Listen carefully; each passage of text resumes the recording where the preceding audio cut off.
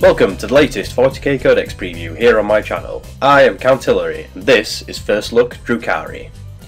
This video is a brief overview of everything we know so far about the upcoming Drukhari Codex, and we'll cover a bunch of stuff revealed by Games Workshop over on the Warhammer community page, which should hopefully give you some idea of what to expect in the new book, which is available to pre-order now over on the Games Workshop webstore and is released on Saturday, April 7th.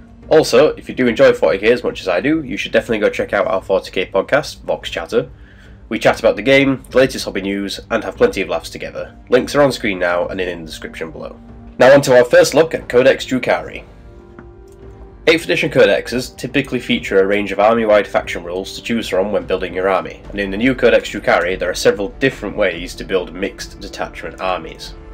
In the book there are 3 kinds of Drukhari forces: Cabals, Witch Cults, and Homunculus Covens, and there are multiple different factions for each of them.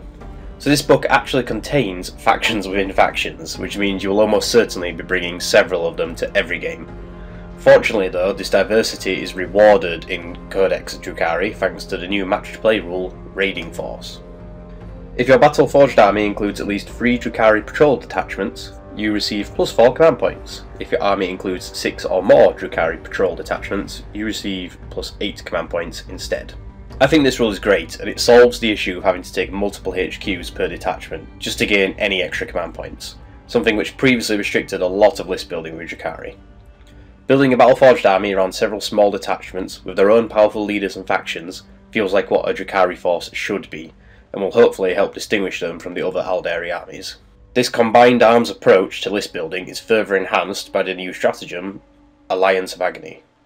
Use this stratagem before the battle if your warlord is an Archon. Choose up to 1 homunculus and up to 1 succubus from your army. Generate a warlord trait for each character you choose. Note that these characters are only regarded as your warlord for the purposes of these warlord traits. For a single command point, you can have up to 3 warlord traits across your characters, which is really cool and makes each detachment feel like its own fighting force. So between this stratagem and the new Raiding Force rule, any Drukhari army list can start with 3 HQs, 3 troop choices and 6 command points. Not too dissimilar to other armies using a standard battalion detachment, except you will have 3 warlord traits instead of 1. Each of the many factions in the new book have their own special rules in the form of obsessions. Amongst the militant forces of the Cabals, there are 4 different obsessions to choose from. The Cabal of the Black Heart are ruthless and influential, ever pursuing greater power, a trait represented by their obsession, Thirst for Power. Units of this obsession that have the Power from Pain ability treat the current battle round as being 1 higher than it actually is when determining what bonus they gain. Units of this obsession that do not have the Power from Pain ability instead gain the Inured to Suffering bonus. Power from Pain is one of the army-wide abilities that affects most Drukhari units. It is a table of cumulative special rules that are gained by the affected units as the number of game turns increases. Without knowing the full list of bonuses available, it is unclear just how useful this obsession is. But having an extra ability a whole turn earlier can only be a good thing, right? What we do know is that it means Cabal of the Black Heart units get to reroll advance and charge rolls from turn 1 onward, which makes them a great choice for aggressive units looking to deep strike or otherwise charge on turn 1. Such a thirst of power breeds ingenious and ruthless masterminds, and as such, Archons of the Black Heart can take the Labyrinth Cunning warlord trait. Whilst your warlord is alive, roll a d6 each time you, or your opponent, spends a command point to use a stratagem. You gain 1 command point for each roll of a 6. A very strong way to recover command points. While the dice roll is only ever a 6+, you will be rolling a ton of dice with this trait, as you roll per point spent by both you and your opponent. This might be my favourite method of regaining command points to date. When building a list of the new Raiding Force detachments, I can see a lot of armies including a Black Heart Patrol and an Archon with this warlord trait. If their warlord trait wasn't enough incentive, their unique stratagem will all but guarantee the inclusion of a Black Heart detachment in any Drukhari raiding force. Agents of Vect. Use this stratagem just after your opponent has spent command points to use a stratagem, but before the effects of that stratagem are resolved. Roll a d6. On a 1, your opponent's stratagem is resolved as normal. On a 2 to 5, your opponent's command points are refunded, but the stratagem they were using is not resolved and cannot be attempted again this phase. On a 6, the stratagem they were attempting is not resolved and cannot be attempted again this phase, and the command points spent are lost. This stratagem cannot be used to affect stratagems used before the battle or during deployment. This stratagem is huge. This is a real game changer if you're playing with or against the Cabal of the Black Heart. The free command points is always worth it if you're stopping a key strategy dead in its tracks, and there's even a chance your opponent is stripped of the command points as well. There's an endless list of things you can prevent with this powerful stratagem. You can stop Khorne Berserker units from fighting twice, you can prevent insane courage passes for morale, there's no more kill shot available to predators, or warp ebb for demons, even preventing important command rerolls. The list really does go on. This is probably one of the best stratagems in the game right now. Now, if you're a fan of the Drukhari's signature poisoned weapons, you'll want to field the Cabal of the Poisoned Tongue. Their obsession, the Serpent's Kiss, allows you to reroll wound rolls of a 1 made for melee weapons and poisoned weapons used by models with this obsession. This does not apply to artifacts of cruelty. For the purposes of this obsession, a poisoned weapon is any weapon with the poisoned weapon ability. So army-wide rerolls and weapons are always wounded a 4+. This Cabal is the perfect choice for fans of Math Hammer, anyone who prefers to play the averages. If you're wanting to run Venom spam, this seems like a great choice, as all those splinter cannons will really benefit from this obsession. This could be a popular choice for anyone looking to run lots of Cabalite warriors or Trueborn maxed out with splinter weapons. Furthermore, the Relic Splinter Pistol available to Archons of the Poisoned Tongue is a very unique weapon. So Cabal of the Poisoned Tongue Archon with Splinter Pistol only. Soulseeker replaces the model's Splinter Pistol and has the following profile. Range 18 inch, Pistol 2, Strength Star, AP -1, Damage D3. It's a poisoned weapon, so it always runs a 4+, except add 2 to wound rolls made for this weapon, unless it is targeting a vehicle. This weapon can target enemy units that are not visible to the firer, and can target enemy characters even if they are not the closest enemy model. Units attacked by this weapon do not gain any bonus to their saving throws for being in cover. So all that adds up to a 2-shot pistol that's hitting on 2s, wounding on 2s, ignoring cover, and able to snipe characters, even when out of line of sight.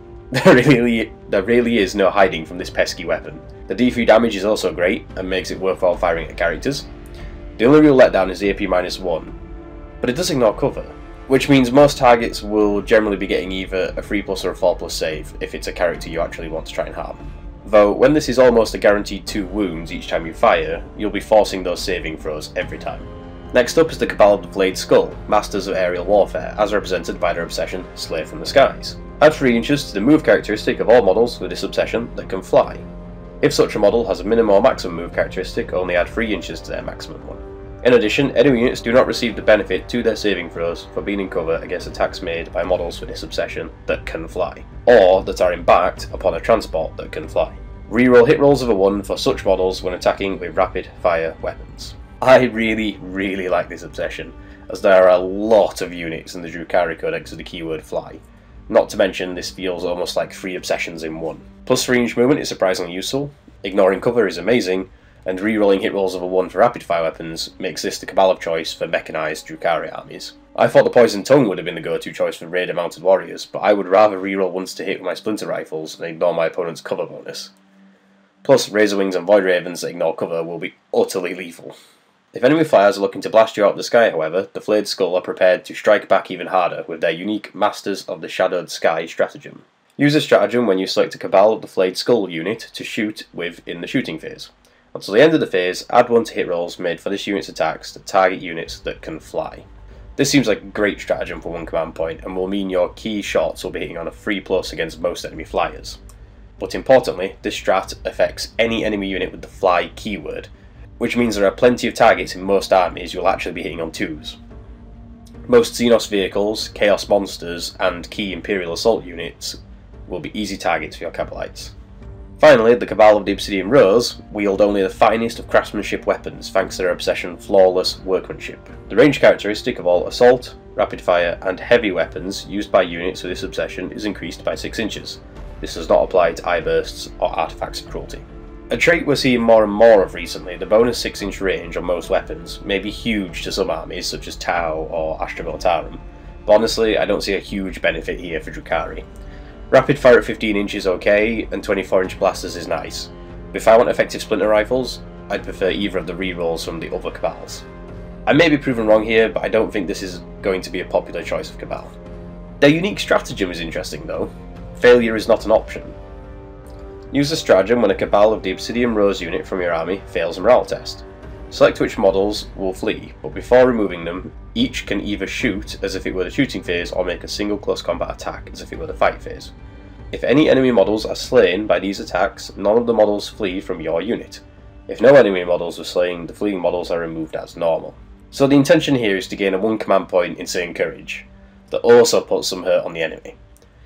I think this is an interesting twist on a morale strat, and it does allow you to play larger units of 20 warriors with this morale mitigation. If you want to play Drukhari Horde, or need a large screening unit that actually does some damage, maybe this is the Cabal for you. In addition to mastercrafted weapons, Archons of the Obsidian Rose have access to the Armour of Misery, a unique relic that makes the wearer far more difficult to kill in combat. Cabal of the Obsidian Rose Archon only. The wearer has a 3+ save characteristic. In addition, subtract 1 from hit rolls for attacks that target the wearer in the fight phase. The 3+ save is nice to have as an alternative to your Shadow Field when facing weight of attacks with no AP, making it less likely your invulnerable save will short out on you before you need it against the heavy hitting attacks. The -1 to be hit in combat makes your Archon great for character hunting, as most opponents will struggle to force damage through a negative modifier and a Shadow Field. I really like this relic for an aggressive Archon looking to thin out chaff units or to go character hunting. Next, there are the Deadly Witch Cults, as represented by the 3 unique obsessions available to them in the new book. First, there is the Cult of Strife, and their enthralling obsession, the Spectacle of Murder. Increase the attack characteristic of models with this obsession by 1 during any turn in which they charged, were charged, or made a heroic intervention.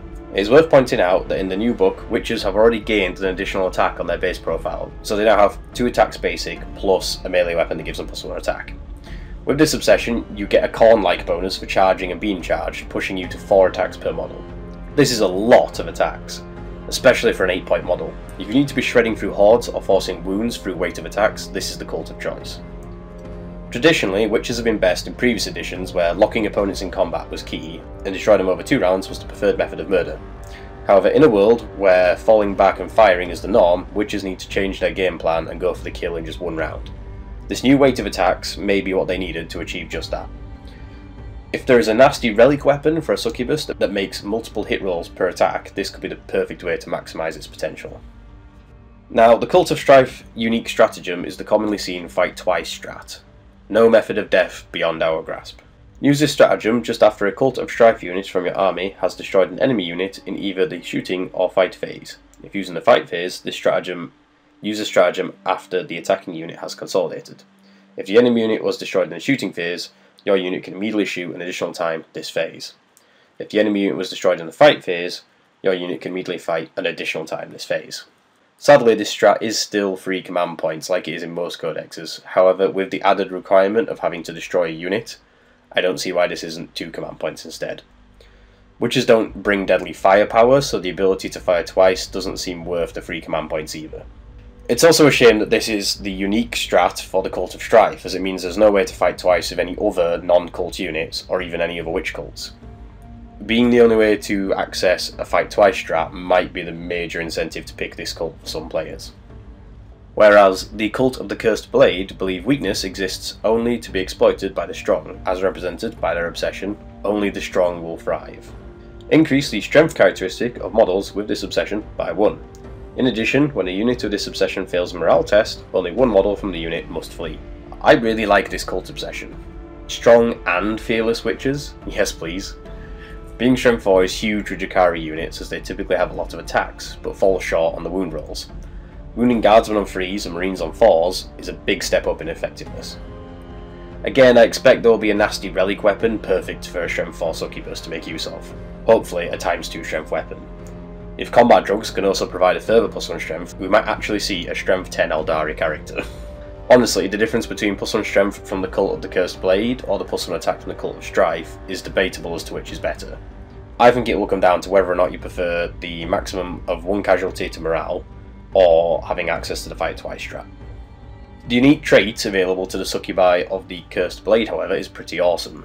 Traitor's Embrace. Cult of the Cursed Blade succubus only. Roll a d6 if the bearer is slain in the fight phase. On a 2+, the unit that killed this model suffers d6 mortal wounds after it has finished making all of its attacks. This is a great pick for any succubus if you're using the Alliance of Agony strat, as she won't be your real warlord. You can charge in as part of an alpha strike, hit hard with a powerful relic, then go down swinging when your enemy counterattacks. You don't even concede Slay the Warlord when your character dies. If she's unfortunately killed in the shooting phase and this strat doesn't get to trigger, oh well, it was free anyway. This seems both fun and powerful. Keep a command reroll on hand though to make sure it triggers, or to ensure it rolls a high number of mortal wounds. Then lastly, there is the Cult of the Red Grief, who revel in high-speed murder and slaughter. Their obsession, the speed of the kill, means units with this obsession can charge in the same turn in which they advanced. In addition, you can re-roll fill charge rolls for units with this obsession. So this is your Slaaneshi flavour of witches. Advance and charge, and re-roll charges is super fast. So fast, most opponents won't realise just how fast moving you will actually be. This means units such as Reavers will easily be making turn 1 charges and locking up key enemy units. Lots of small units of Reavers with this obsession will be perfect for jumping over screening units and tagging enemy vehicles. I can see plenty of Outrider detachments using this to really disrupt and distract enemy firepower. Finally, there are the Twisted Flesh Crafters of the Homunculus Covens, with a choice of 3 different obsessions available to them. The first is the Prophets of Flesh, who have taken the practices of body modification to extremes and have become inured to all but the most extreme of pains.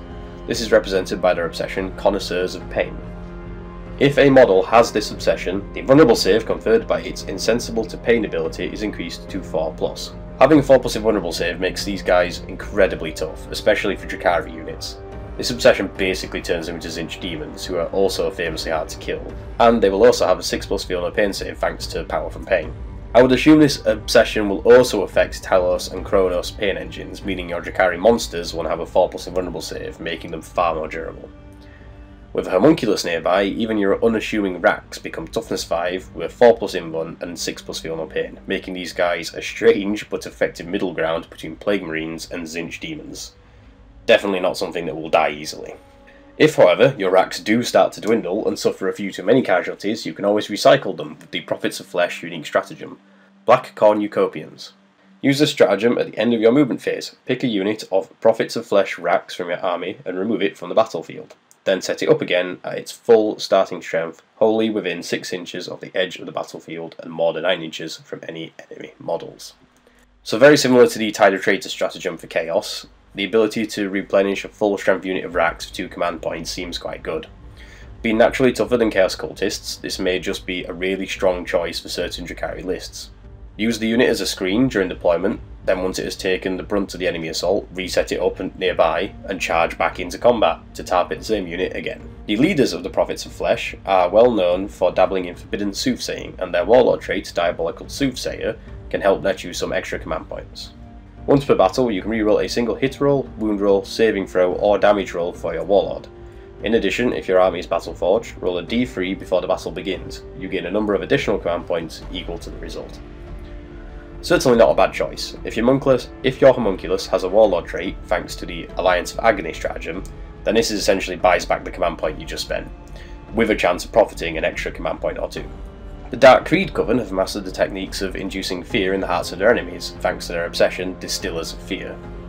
Another parallel with Chaos here, this time with Night Lords. The cumulative negative modifiers to morale can be very powerful, especially for an army with such high maneuverability and unit count as the Drukhari. With the inclusion of some Mandrakes and allied Hemlock Wraith fighters, there is probably a strong morale punishing build hidden away in the new book. I'd love to see an army in 8th edition 40k that can really put the hurt on in the morale phase, and I think this obsession might be the missing piece of that puzzle. The unique stratagem for the Dark Creed Coven also helps remove those enemy characters that mitigate morale losses, such as Necron Lords or Huron Blackheart. An esoteric kill delivered from afar. Use this stratagem when you select a Dark Creed unit to shoot with in the shooting phase. Until the end of the phase, models in that unit can target enemy characters even if they are not the closest enemy unit.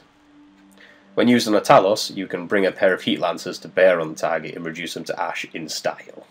The last of the Homunculus Covens is the Coven of 12, expert flesh crafters whose sharp wit is matched only by the sharpness of their blades, as represented by their obsession, Butchers of Flesh.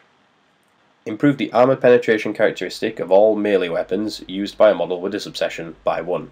For example, an armor penetration of 0 becomes -1, and a penetration of -1 becomes -2, and so on. This does not apply to any artifacts of cruelty. This Coven is the dedicated combat specialist then. If you're looking to use your Coven units to deal damage and not just screen your Cavalites or Witch cults, then this looks like a good choice. Placing a full strength unit of Grotesques and Webway Strike and Alpha Striking turn 1 seems especially good if those combat attacks have an additional -1 AP. But while their hulking creations are laying waste to the foe, that doesn't stop the Coven of 12 from unleashing deadly volleys into melee for good measure. Their unique stratagem, Administer Punishment, allows you to fire into combat with your own units. Use this stratagem when you select a Coven of 12 unit from your army to shoot with in the shooting phase. Until the end of the phase, models in that unit can target enemy units that are within 1 inches of friendly Coven of 12 units, but each time you roll a hit roll of a 1 for such an attack, it is instead resolved against one of your Coven of 12 units that is within 1 inches of the target. You decide which. For weapons hits, automatically roll d6 each time. On a 1 to 3, the hits are resolved against your units, and a 4+ it is resolved against the target. This stratagem cannot be used if the shooting unit itself is within 1 inch of the enemy unit. So this is very much like the Valhallan Order Fire on My Command. Fortunately, unlike orders, this stratagem costs command points. Thankfully, it is only a single command point, however, so the cost isn't too much that it limits its usefulness. However, this strat only allows a Coven of 12 unit to fire at another Coven of 12 unit that is within 1 inch of the enemy. Given the mixed detachments nature of Drukhari armies, and the fact Coven units don't typically bring the big guns, I don't see there being many useful situations for this stratagem. However, in addition to the unique stratagems employed by each of these powerful factions, there are also a number of useful stratagems available to all Drukhari forces, including Screaming Jets. Use this stratagem during deployment if you have not used the Webway Portal stratagem this battle. You can set up a Drukhari vehicle from your army that can fly in the sky instead of placing it on the battlefield. It can descend at the end of any of your movement phases. Set it up anywhere on the battlefield that is more than 9 inches away from any enemy models. If you use this stratagem on a transport, all units embarked inside it remain so when it is set up in the sky. I'm really pleased to see this stratagem in the book. If any army in 40k deserves a 1 command point deep strike stratagem during deployment, it is the Drukhari. This stratagem is another of the key tools to be building a mechanised Drukhari army with. Raiders full of warriors, ravagers, or even razorwings can all lurk in reserve before dropping from the sky to rain death on the foe. It is a shame witches in transports can't use this to perform an alpha strike, but then there is always the Webway Strike stratagem for that. Whether or not you can use both these stratagems together in one game is not entirely clear. Having to set up your Screaming Jet units before your Web Strike units appears to be only restriction so far. Another great stratagem the Drukhari can use is the Pray They Don't Take You Alive stratagem. Use this stratagem if a Drukhari unit from your army slays the enemy warlord in the fight phase. For the remainder of the battle, every model in the enemy army subtracts 1 from its leadership characteristic. I love this stratagem. It fits the narrative of the Drukhari perfectly and is actually quite good when you get a chance to fire it off. A lot of Drukhari units are capable of slaying enemy warlords in combat, and for only a single command point, this can quickly turn a solid battle line into a rout. Losing the aura abilities of their warlord and suffering -1 leadership can quickly unravel a lot of infantry heavy armies. While this strat is great for hunting down company commanders, ethereals and other soft targets, it is going to be harder to fire off when you're facing a Primarch or a warlord that's a vehicle. This is a right place, right time stratagem that won't be used every game, but it is a steal for only a single command point against the right kind of opponent. If simply killing your opponent's characters isn't good enough, why not add insult to injury with the Soul Trap stratagem? Use this stratagem when an Archon from your army kills an enemy character in the fight phase. Increase the attacks, strength and leadership characteristic of the Archon by 1 for the remainder of the battle. For a single command point, this is a nice little bonus for slaying a support character before going for the Warlord next. Cut down a lieutenant, trap his soul, and gain the buff, then go for the company captain. Another useful and fun stratagem when used in the right place at the right time. If enemy psychers are the problem, be sure to have a homunculus nearby to unleash the Crucible of Malediction stratagem. Use this stratagem in your psychic phase, select a homunculus from your army and roll d6 for each psyker unit within 12 inches of it. On a 4+, the unit being rolled for suffers d3 mortal wounds. You can only use this stratagem once per battle. I'm glad to see this anti-psyker defense is in the book as a stratagem instead of as a relic, as I feel this way it will see a lot more play. While it is a powerful effect, it is short range and unfortunately limited to homunculus. But if you do have multiple of them running around, any one of them can fire it off when you need it most. Being an area effect ability, this stratagem will prove very useful against certain armies such as Grey Knights, Demons and Tyranids. Then finally we see a much anticipated stratagem for the Drukhari, who like their craftable cousins have access to a powerful evasive ability, lightning fast reactions. Use this stratagem when a Drukhari infantry vehicle or biker unit from your army, excluding Urian Rakar or homunculus covered units, is targeted by a ranged or melee weapon. Select 1 from hit rolls made against that unit for the rest of the phase. So essentially the same as the stratagem for the Craft World Eldar. For 2 command points you can make a key unit far more durable for a phase, and really make life hard for your opponent. As an already tried and tested stratagem, it's great to see the Drukhari getting their own version of this to bring to the battle. Then finally, there are a few new rules for certain units I'd like to mention as they're rather cool. First, there is a returning favourite, the Splinter Axe vehicle upgrade. If this model has Splinter Axe, then each time a model that is embarked upon it shoots a Splinter Pistol or Splinter Rifle, and you roll a 6 to hit with that weapon, it scores 2 hits instead of 1. This does not apply to Artifacts of Cruelty. This seems like a great vehicle upgrade, especially if your Splinter weapons are benefiting from +1 to hit bonus or rerolls to hit, such as from the Slay from the Skies obsession.